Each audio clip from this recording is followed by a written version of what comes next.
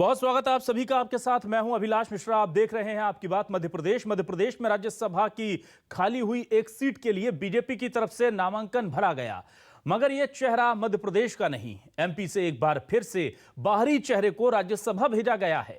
इस बार तमिलनाडु के दलित नेता और केंद्रीय राज्य मंत्री एल मुरुगन का एमपी से राज्यसभा में जाना तय हो चुका है। इससे पहले भी धर्मेंद्र प्रधान और एमजे अकबर राज्यसभा पहुंचे थे। उधर ज्योतिरादित्य सिंधिया कांग्रेस के एक बड़े कुनबे के साथ बीजेपी में शामिल हुए थे, जिसके बाद मध्य प्रदेश बीजेपी में समय समय पर प्रतिनिधित्व को लेकर विरोध के सुर उठते हैं, लेकिन पार्टी के अनुशासन के डंडे के आगे ये थम जाते हैं। उधर कांग्रेस ने दो टूक कह दिया है कि ये तो बीजेपी की परंपरा है, खून पसीने से पार्टी को सींचने वालों को दरकिनार कर दिया जाता है और पैराशूट लैंडिंग करने वालों को मौका दिया जाता है। तो क्या मध्य प्रदेश बीजेपी के नेताओं में कोई असंतोष है? और अगर नहीं है तो पार्टी को ऐसा क्यों लगता है कि मध्य प्रदेश के बीजेपी के पुराने नेता इस लायक नहीं हैं कि वो या तो राज्यसभा भेजे जा सकें या फिर मंत्री पद पर नवाजे जा सकें या फिर उन्हें मंडल आयोग जैसी तमाम अच्छे पदों पर बैठाया जा सके? इसी पर करेंगे आज आपकी बात।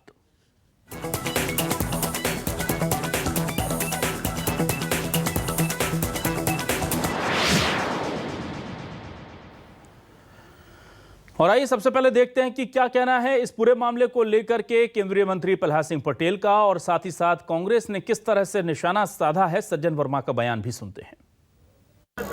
बीजेपी आज मंत्रिमंडल बना भारतीय जनता पार्टी का मध्य प्रदेश का, वो बेचारे 7-7 बार के विधायक, 6 बार के 5 बार के बीजेपी के विधायक, जिसने खून और पसीने से बीजेपी के पौधे को सींच के वृक्ष बनाया, बिके हुए लोगों को मंत्रिमंडल में, ये परंपरा है, ये इनकी परंपरा है बीजेपी की। उपयोग करो, फेंक दो, चाहे लाल कृष्ण आडवाणी हो, मुरली मनोहर जोशी हो, यशवंत सिन्हा हो, कई नाम है, उपयोग करके फेंक दिया। वही स्थिति 7-7 बार के विधायक है, उनको आपने दरकिनार कर दिया, तो ये परंपरा है उनकी। ये तो सिंधिया जी भी आरोप लगा रहे हैं। क्या? तो उनको दरकिनार कर दिया था। किनको? उनको। हार गए तो कौन सा किनारा दें उनको? किनारे पे तैरने ही नहीं आया। कांग्रेस को बोलने के लिए कुछ भी बोलना है, मुझे लगता है इन बातों का कोई औचित्य नहीं होता है। भारतीय जनता पार्टी राष्ट्रीय पार्टी है। तो एक बड़ा फैसला ये कह सकते हैं सर, पार्टी की तरफ से, पार्टी नेतृत्व की तरफ से? नहीं, सामान्य फैसला है। इसके पहले भी यहाँ से प्रतिनिधित्व मिलता रहा। तो क्या है न्यूज़ 24 मध्य प्रदेश छत्तीसगढ़ के सवाल ये आपको दिखाते हैं। हमारे सवाल बहुत सीधे हैं। प्रधान, सिंधिया और मुरुगन बीजेपी में बाहरी नेताओं को क्यों हो रहा है वेलकम? ये बड़ा सवाल है। पुराने नेताओं पर भरोसा नहीं क्या? बीजेपी में नेताओं का अकाल है क्या? मध्य प्रदेश बीजेपी की बात हो रही है। जातीय समीकरण का सवाल, कांग्रेस बीजेपी में सियासी बवाल। मध्य प्रदेश बीजेपी में पैराशूट लैंडिंग से होगा सियासी टेक ऑफ? ये बड़ा सवाल है। क्या पैराशूट लैंडिंग कराकर बीजेपी चाहती है कि यहां पर सियासी टेक ऑफ हो जाए? हमारे साथ दो खास मेहमान जुड़ चुके हैं। चौधरी राकेश सिंह जुड़ चुके हैं, साथ ही उमेश शर्मा जुड़ चुके हैं हमारे साथ। हम उनसे बात करेंगे। सबसे पहले उमेश शर्मा जी, आपके पास आता हूं। सर, ये मैं जानना चाहता हूं कि बीजेपी में, मध्य प्रदेश की बीजेपी में क्या ऐसे लायक नेताओं की कोई कमी है क्या? क्योंकि हम देखते हैं राज्यसभा में भेजा जाना है तो बाहर से आ जाते हैं, कभी उड़ीसा से, कभी दूसरे साउथ के स्टेट से, कहीं से भी। या फिर आपको लगता है कि जाहिर से है कि एक बहुत बड़ा वर्ग ऐसा भी है, भले ही जो खुल करके नहीं कहता, लेकिन हमारी सबसे बात होती तो बताते हैं कि सिंधिया जी आए, अपने समर्थकों को लेकर आए और उन सबको सेट करा दिया और सभी लोग, बाकी के लोग वेटिंग ही रह गए। तो क्या ऐसा थोड़ा सा लगता नहीं है कि कुछ ज्यादा हो रहा है? ये ठीक है, अनुशासन के नाम पर अनुशासन का डंडा है, सब खामोश हैं, लेकिन पार्टी कार्यकर्ताओं का मन भी तो समझना होगा।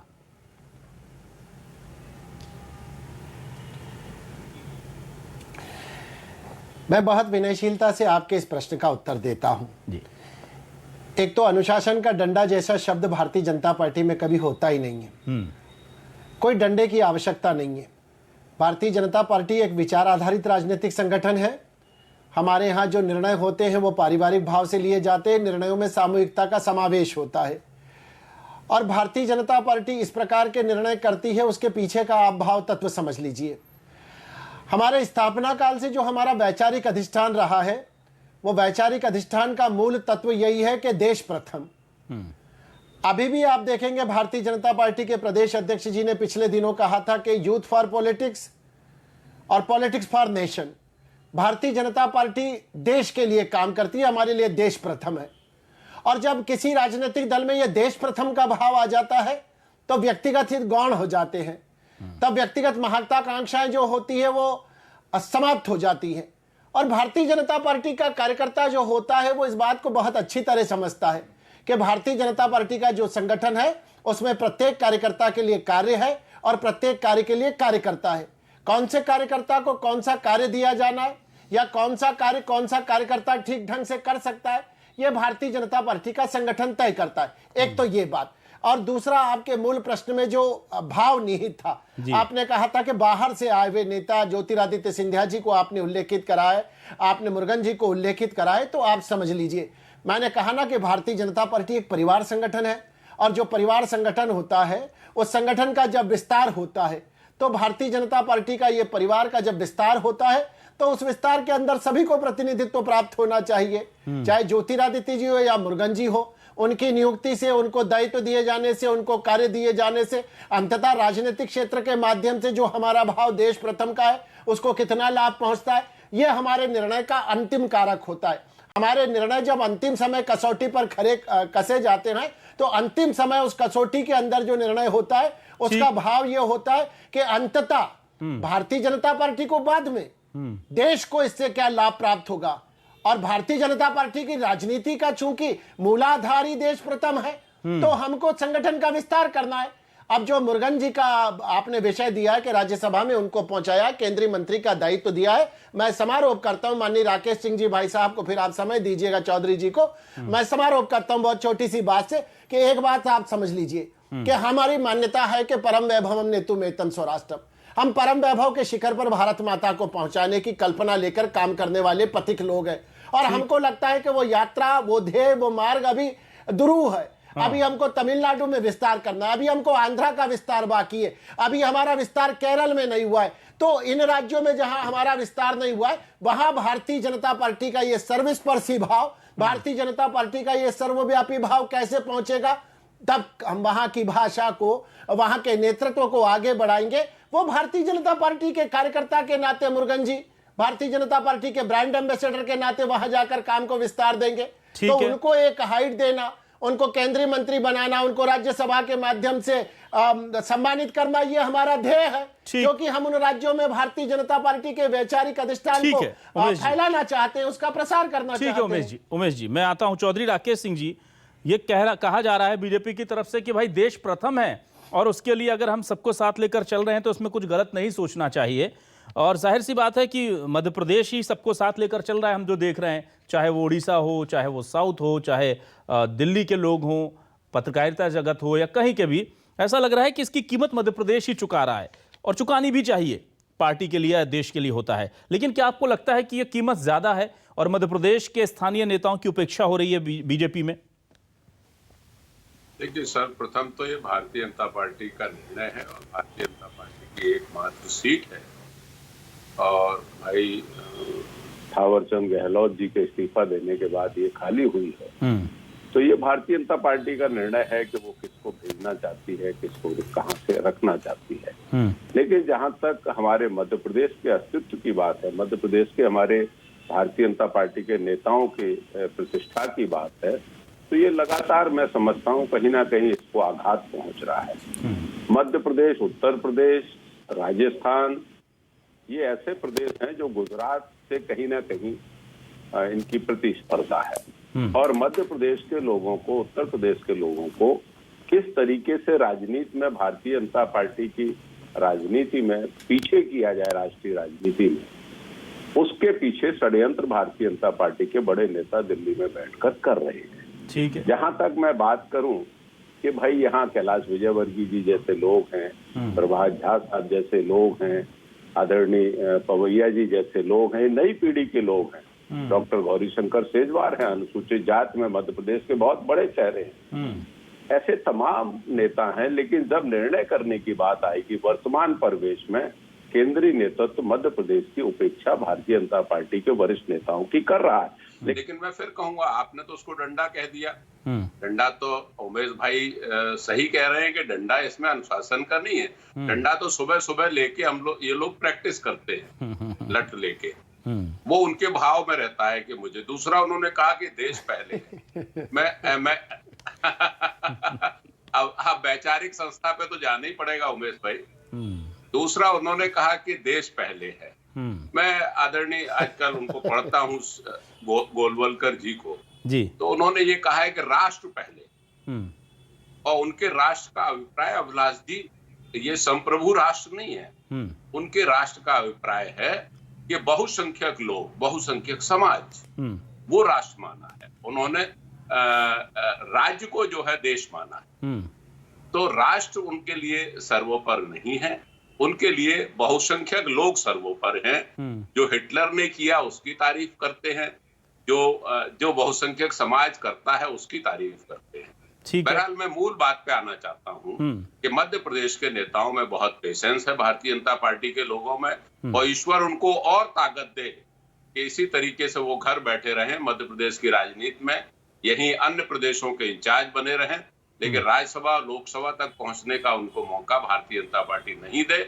और मुझे अच्छी तरह इस बात का इल्म है कि केंद्रीय नेतृत्व उत्तर प्रदेश, मध्य प्रदेश और राजस्थान को पूरे तरीके से दिल्ली में कमजोर कर रहा है। ये उसकी परिणति है मुरुगन जी को भेजना। अच्छा, बिल्कुल। चौधरी राकेश जी, मैं आपसे एक चीज और पूछना चाह रहा था कि हमने देखा कि जब प्रभारी आते हैं तो वो कह जाते हैं कि 6-7 बार जो जीत चुके हैं, अगर वो टिकट मांगते हैं तो वो नालायक हैं। और जाहिर सी बात है कि हम जब इस तरह के किसी पद के लिए, किसी प्रमुख स्थिति के लिए किसी का चुनाव करते हैं तो पार्टी के लिए वो कितने चुनाव लड़ा, कितने जीता, कितने सालों से पार्टी के प्रति समर्पित है, पारिवारिक बैकग्राउंड कैसा है, ये तमाम चीज़ें देखी जाती हैं। तो जो चीज़ें एसेट होनी चाहिए किसी पार्टी के लिए, उन्हीं चीज़ों को लेकर के स्थानीय बीजेपी के नेताओं के लिए, विधायकों के लिए, सांसदों के लिए इस तरह के शब्दों का इस्तेमाल करना और बाहर से लाकर के किसी अन्य को बिठा देना, ये क्या आपको लगता है कि एक संकेत देने की कोशिश की जा रही है राज्य के बीजेपी के नेताओं को कि आप थोड़ा समझिए, अब दूसरी परिपाटी चल पड़ी है, आप 4-5 बार जीत गए तो आपने कुछ बड़ा नहीं कर लिया, आप घर बैठिए, अब नए लोगों को जगह दी जाएगी। नए लोगों का मतलब है कि अगर हमें बाहर से आए हुए लोगों को देना पड़ा दूसरे राज्यों से, या फिर जिस तरह से कांग्रेस से पहुंचे लोग हैं या कोई और किसी दल से आता है, तो अब उनके लिए स्पेस बनाया जाएगा, क्या ये ठीक है? भाई, ये वक्तव्य जो आया था प्रभारी जी का, वो बड़ा दिल को क्षोभ पैदा करने वाला था। उन्होंने कहा कि नालायक लोग हैं, 3-4 बार सांसद और विधायक बने हुए हैं, इनको और क्या चाहिए। तो ये उस जनता का भी अपमान है जो उनको चुन के भेजती है। उस विधानसभा क्षेत्र और लोकसभा क्षेत्र का भी अपमान है कि उनके जनप्रतिनिधि को आप नालायक कह रहे हो। आपको वास्तविकता आपको मालूम है कि वो लायक है कि नालायक है, निर्णय तो आपकी पार्टी कर रही है। लेकिन ऐसे नेताओं का ज़मीर जिंदा होना चाहिए, ऐसे नेताओं का जीवित रहना दिखना चाहिए कि कोई भी नेता हमारे आए और इस तरीके के लायक और नालायक जैसे आप सब बोलकर चला जाए और कोई एक वक्तव्य तक नहीं दे। हम राजनीति कर रहे हैं कि किसी के बंधुआ मजदूर हैं। ये भारतीय जनता पार्टी के नेताओं को सोचना चाहिए। पूरे प्रदेश का अपमान किया है, राजनीति का अपमान किया है और उन जनप्रतिनिधियों का अपमान किया है नालायक कहकर, जहां से वो विधायक और सांसद चुन के आते।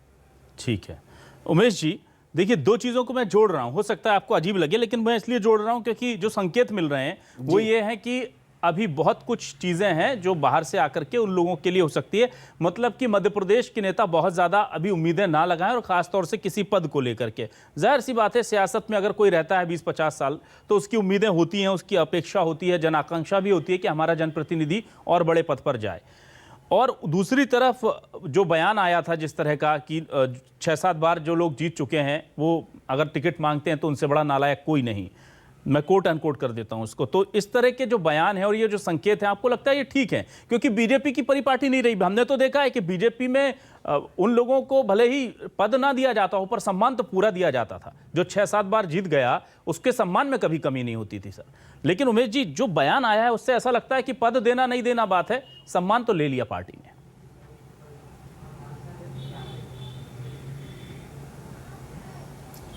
अभिलाष जी, मैं आपके इस मूल प्रश्न का भी बहुत विनम्रता के साथ उत्तर दूंगा।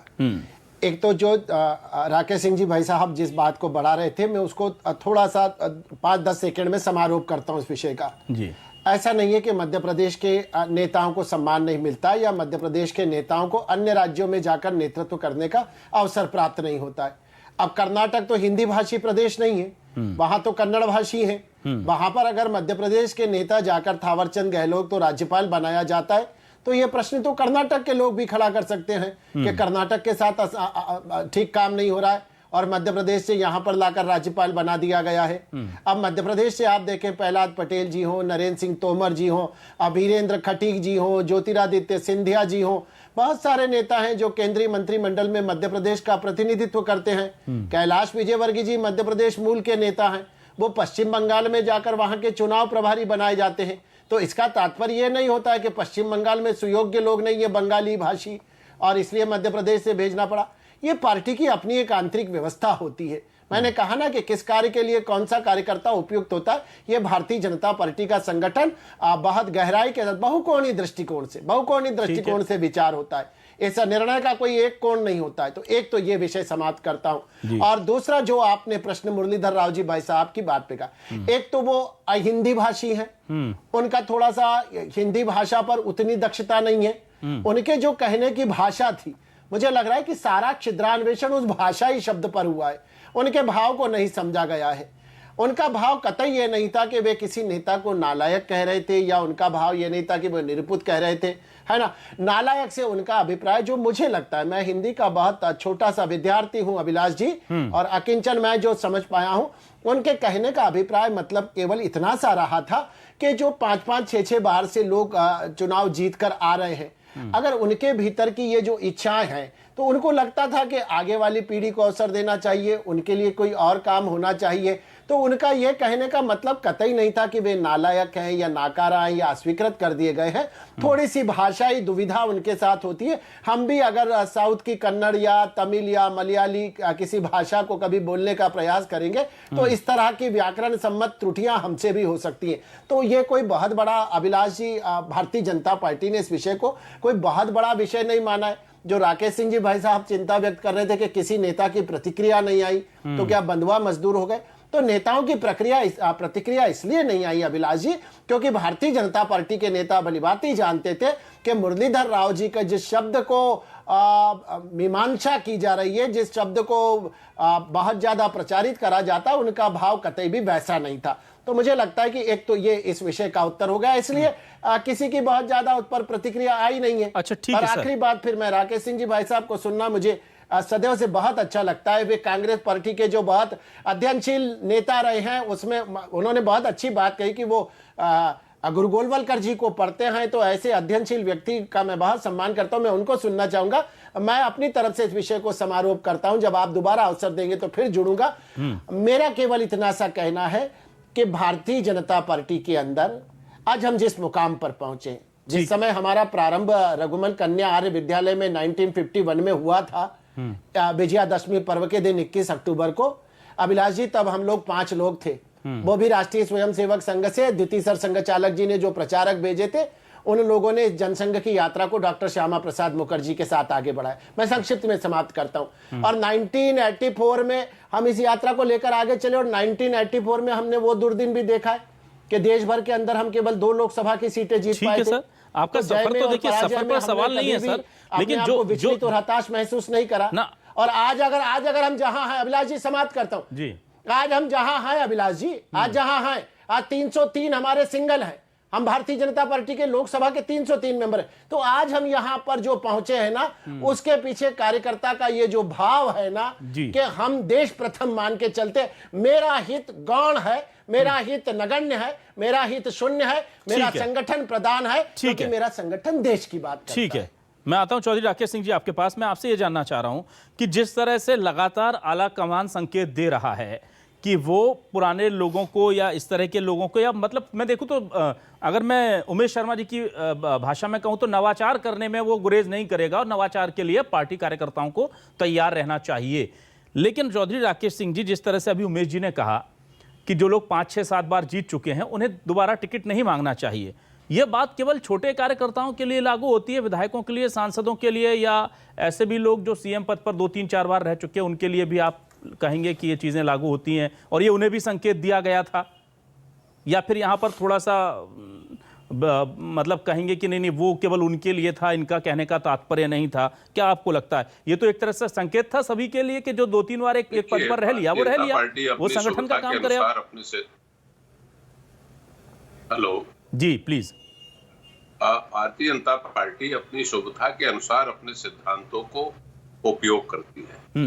शिवराज सिंह जी को 4 बार बना दें, उमा भारती को 12 महीने में हटा दें, बाबूलाल गौर साहब को 8 महीने में हटा दें, और शिवराज सिंह जी का कोई अल्टरनेट नहीं हो, इतनी गरीब, इतनी असहाय, इतनी विचारहीन पार्टी दूसरी कोई हो नहीं सकती कि जिसपे एक ही व्यक्ति विचारवान है, एक ही व्यक्ति योग्य है, एक ही व्यक्ति काबिल है मध्य प्रदेश का मुख्यमंत्री बनने के लिए। और फिर वही शब्द आ जाएगा, वैसे तो असंसदीय शब्द नहीं है, उनके जो प्रभारी ने कहा है नालायक शब्द, लायक और नालायक, नालायक शब्द असंसदीय शब्द नहीं है भारत की डिक्शनरी में और संसदीय प्रक्रिया में। लेकिन जो व्यक्ति अपने कार्य में सफल नहीं हो पाता है उसी को नालायक कहा जाता है। तो ये जो लोग 4-4, 5-5 बार के एमएलए बने हुए हैं, उनके मंत्री बनने के ऊपर उन्होंने कहा था कि नालायक लोग हैं, चुनाव तो 4-5 बार जीत गए। और भारतीय जनता पार्टी का एक सोच है कि वहां व्यक्ति अपने कद से चुनाव नहीं जीतता है, वो ये कहते हैं कि आप हमारे वजह से चुनाव जीते। और ये हकीकत भी है, क्योंकि हमने आदरणीय इनको देखा है, अडवाणी जी को देखा है, मुरली मनोहर जोशी जी को देख रहे हैं। मध्य प्रदेश में भी मैं कई नेताओं को ऐसे जानता हूं जिनका खुद का व्यक्तित्व अच्छा है लेकिन वजूद उनका भारतीय जनता पार्टी में कायम नहीं है, इसलिए वो पिछड़ रहे हैं। तो इनका अंदरूनी मामला है। भारतीय जनता पार्टी मध्य प्रदेश को कमजोर कर रही है, केंद्रीय नेतृत्व कमजोर कर रहा है, मेरा ये मानना है। और भय है उनको उत्तर भारत के राज्यों से, दिल्ली के भारतीय जनता पार्टी के नेताओं को, जो गुजरात से आती है जोड़ी, बड़ी दाढ़ी और छोटी दाढ़ी, इनको भय है मध्य प्रदेश उत्तर प्रदेश के बौद्धिक लोगों से, इसलिए इस प्रदेश को कमजोर करती है भारतीय जनता पार्टी का नेतृत्व। उमेश जी, सीधे सीधे मध्य प्रदेश के जो विचाराधीन विवेकशील लोग हैं उनसे भय है केंद्रीय नेतृत्व को, इसलिए धीरे धीरे करके सबको साइडलाइन किया जा रहा है। बड़ा गंभीर आरोप सर।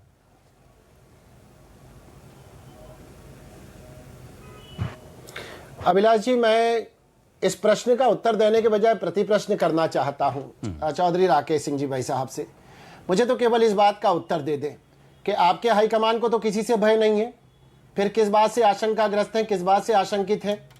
आपकी पार्टी अपने राष्ट्रीय अध्यक्ष का चयन नहीं कर पाती, 6-6, 7-7 साल हो जाते हैं। G23 का एक पूरा ग्रुप कांग्रेस पार्टी में खड़ा हो जाता है, जो दबे छुपे स्वरों में ही सही पर धीरे धीरे सर उठाता है, फन उठाकर बात करने लगा। तो ये कमोबेश स्थिति तो मुझे लग रहा है कि आपके यहाँ ज्यादा दुर्भाग्यपूर्ण है। भारतीय जनता पार्टी में तो ऐसी स्थिति का निर्माण कतई भी नहीं हुआ है। आपके यहाँ पर एक परिवार जो है वो बरसों बरस से काबिज है, कभी माता जी आ जाती हैं, कभी सुपुत्र जी आ जाते हैं, कभी सुपुत्र हटते हैं तो माता जी आ जाती हैं। और किस नेता को वहां पर एक घना बरगद बन गया गांधी परिवार के नाम का, और गांधी का सरनेम आपने बरगद की तरह ओढ़ कर रख लिया। कोई एक पौधा तो बता दीजिए जो पनपा हो। ये दृश्य मैं समाप्त करूंगा अभिलाष जी, ये दृश्य आज तक हम नहीं भूले। जब सीताराम केसरी जी को हटाकर सोनिया गांधी जी की ताजपोशी की जा रही थी तो सीताराम केसरी जैसे 84 साल के नेता को धोती खोलकर धक्के देकर भगाया गया था। मध्य प्रदेश में शिवभानी सिंह सोलंकी का हश्र हमने देखा है। इतने बड़े कद के आदिवासी नेता के साथ कांग्रेस पार्टी ने क्या करा था। तो मुझे लगता है कि जब हम एक उंगली किसी की तरफ उठाते हैं तो ये देखना पड़ेगा कि 4 उंगली हमारी तरफ उठ रही है। ये तो ऐसी बात हुई कि चलनी सुपड़े से कर रही है कि तुझ में बहुत छेद है। आपके पास नेतृत्व शून्यता है ना। आप नवजोत सिद्धू को लाकर नेता नहीं बना रहे क्या?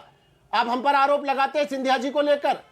आपने अभी चरणजीत सिंह चन्नी को बनाए जुम्मे 2 दिन नहीं हुआ है और कांग्रेस पार्टी के आला कमान का बयान आ जाता है कि अगले चुनाव में तय करा जाएगा कि किसके नेतृत्व में लड़ेंगे। मतलब सीधा इशारा है कि नवजोत सिंह सिद्धू को अवसर दिया जाएगा। तो ये तो आप भी कर रहे हैं, आप भी कांग्रेस कर रही है, तो बीजेपी में भी अगर हो रहा है कुछ तो बीजेपी अपनी सुविधा के अनुसार कर सकती है। संवैधानिक तौर पर उसे पूरी इजाजत है, लेकिन नैतिक तौर पर उमेश जी मुझे ऐसा लगता है कि बीजेपी का कार्यकर्ता बीजेपी के एसेट हैं और बीजेपी के कार्यकर्ताओं का मनोबल तोड़ने वाली बातें, चाहे वो भाषा की समझ के कारण या फिर जानबूझ करके कही गई हों, वो थोड़ी सी उनसे गुरेज कर लेना चाहिए। और साथ ही क्योंकि मैं जितना बीजेपी के आम कार्यकर्ताओं को जानता हूं, बहुत भावनात्मक तौर पर वो पार्टी से जुड़े होते हैं। और साथ ही साथ मैं ये भी कहना चाहता हूं कि जो कह रहे हैं वो दिख भी रहा है और फिर आप आकर के कहें कि नहीं ऐसा हो नहीं रहा, तो ये समझ नहीं आता। क्योंकि प्रभारी भी आकर के उसी बात को कहते हैं फिर मुरुगन जी का आना भी लगभग उसी तरफ इशारा होता है, और फिर अगर पार्टी कहती है कि नहीं ऐसा कुछ है नहीं, तो फिर सवाल उठता है। हालांकि वक्त कम है आज उमेश जी, मैं फिर आपके साथ किसी दिन जुड़ूंगा और इस मुद्दे पर हम जरूर बात करेंगे कि बीजेपी के कार्यकर्ता की कहीं उपेक्षा तो नहीं हो रही। चौधरी राकेश सिंह जी आज कंफर्टेबल पोजीशन में थे, क्योंकि आज का सवाल हमारा बीजेपी को केंद्रित करके था, और इसलिए जाहिर सी बात है कि आज काफी वो कंफर्टेबल रहे होंगे। चौधरी राकेश जी, आपका शुक्रिया अदा करूंगा। उमेश शर्मा जी, आपका भी बहुत शुक्रिया अदा करूंगा आज तमाम डिबेट में शामिल होने के लिए। हमारे दर्शकों का भी बहुत बहुत शुक्रिया।